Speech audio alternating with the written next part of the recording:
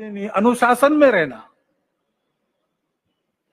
और ये सारा मैं और मेरा परिवार कर सकूं, इसलिए हफ्ते में एक दिन अपने परिवार के साथ बैठना, अपनी परंपरा, कुल की और देश की, उसकी संस्कृति, उसके मूल्य, उस पर आधारित व्यवहार, इसका स्मरण करना, उनको अपने जीवन में परिश्रम के साथ प्रसंग आया तो प्राण देकर भी निभाने वाले अपने कुल के और अपने देश के पूर्वजों का स्मरण करना, और उसके अनुसार अपना घर है कि नहीं इसकी चर्चा करना, और सहमति से जो तय होता है वो लागू करना।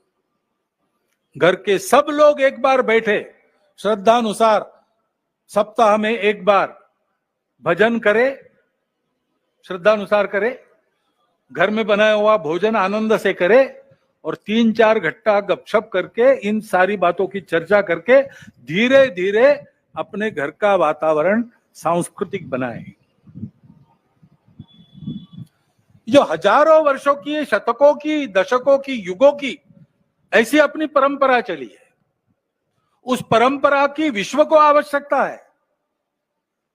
हम उसको काल सुसंगत रीति से आधुनिक ज्ञान, विज्ञान और अपनी परंपरा दोनों का समन्वय करते हुए चरितार्थ करेंगे तो दुनिया को राहत मिलेगी, अपना देश भी अच्छा बनेगा, हमारा जीवन भी सुंदर होगा, सार्थक होगा। उस जीवन को बनाने का रास्ता सीखने के लिए स्वयंसेवक संघ की शाखा में आता है, और पूरा समाज संघ की शाखा में आए, ऐसा आग्रह इसीलिए संघ रखता है।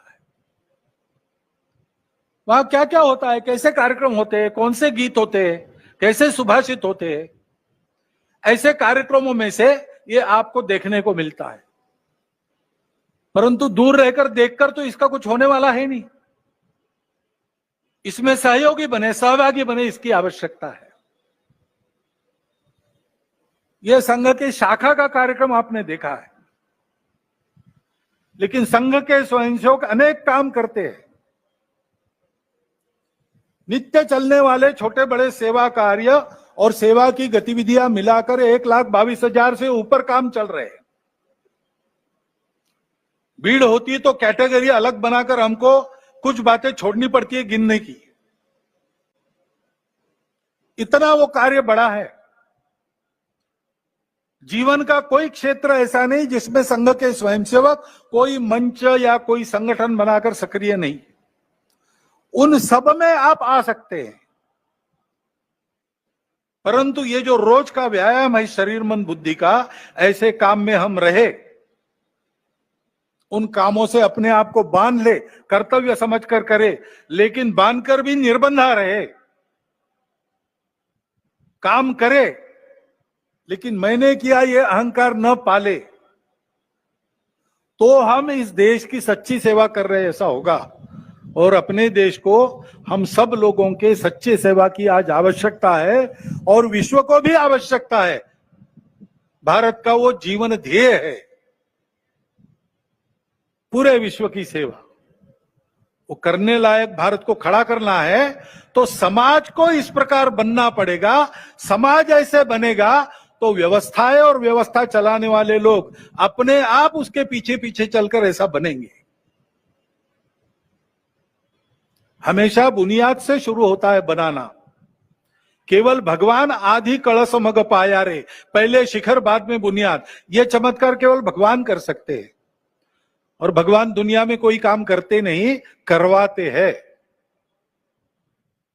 बैठे बैठे सुदर्शन चक्र चला देते, रावण मर जाता, लेकिन मनुष्य रूप लिया, इतने कष्ट सहन किए, सुदूर जंगलों में जाकर, ग्रामों में जाकर जागृति की, वो लोग साथ आए, सामने रहकर लड़े, तब रावण का वध हुआ। शमी पर रखे अपने शस्त्र उतारकर पांडव धर्म युद्ध के लिए सिद्ध हो गए, तब भगवान कृष्ण ने केवल सारथ्य किया। चाहते तो द्रौपदी के वस्त्रहरण प्रसंग में ही कौरवों को भस्म कर देते, लेकिन भगवान पहले शिखर बाद में बुनियाद, ये चमत्कार बहुत कम करते हैं। भगवान की रीति यह है, वो हमको बुद्धि देता है, हमको स्वतंत्रता देता है, संस्कारों के द्वारा शुद्ध बुद्धि के प्रकाश में काम करने का अवसर देता है। हमारे काम करने पर भगवान की लकड़ी लगती है, भगवान की उंगली लगती है। हमारी लकड़ी पर गोवर्धन उठ रहा है, हमको लगता है उंगली भगवान की लगती, परंतु उंगली तभी लगती जब हमारी लकड़ी लगेगी। यही सर्वत्र दुनिया के इतिहास में हुआ है, यही अपने वहां होना चाहिए, होने जा रहा है। हमको उसका निमित्त बन के काम करना है। और इसलिए संघ के इस महाअभियान में आप सबको आमंत्रित करता हुआ, मैं थोड़ा लंबा हुआ भाषण आपने सुन लिया, इसलिए आपका धन्यवाद करता हुआ मेरे 4 शब्द समाप्त करता हूं।